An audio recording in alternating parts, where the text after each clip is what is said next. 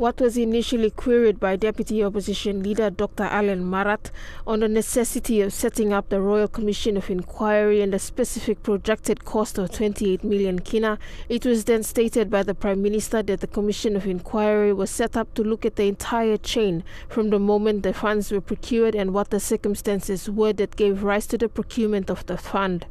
These responses from the Prime Minister, Namah says, are careless and irresponsible. There is absolutely no need for a commission of inquiry into the UBS loan deal. Any questions arising from whence the paperwork started to procure this 3 billion kina loan from the UBS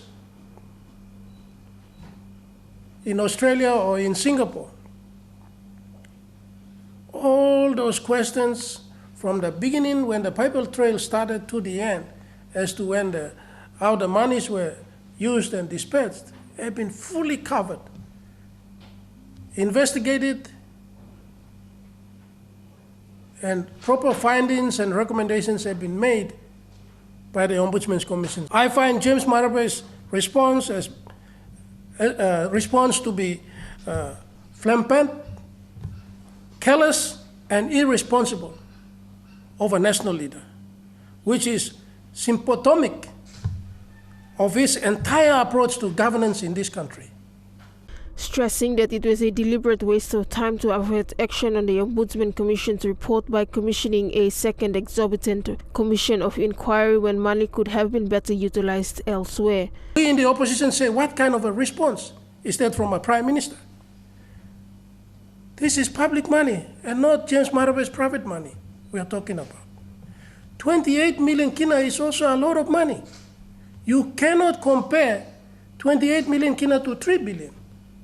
28 million kina can also be used properly instead of instituting another commission of inquiry, which is a waste of time and waste of people's money.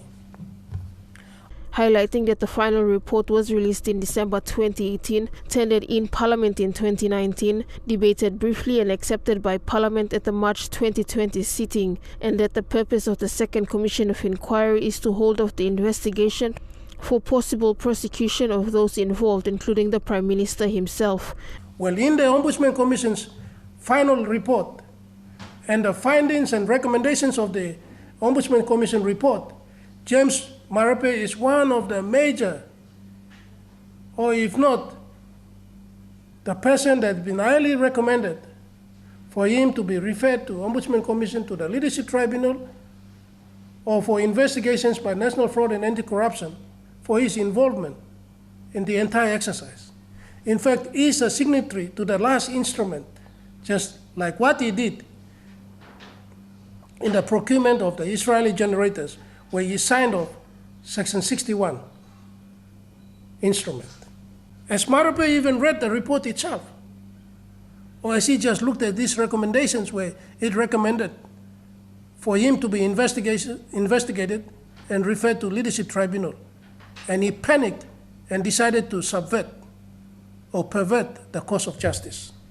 Namah called for all members of Parliament to take heed and to see that the second commission of inquiry is a deliberate waste of time and money, and to join the opposition to call for its disbanding.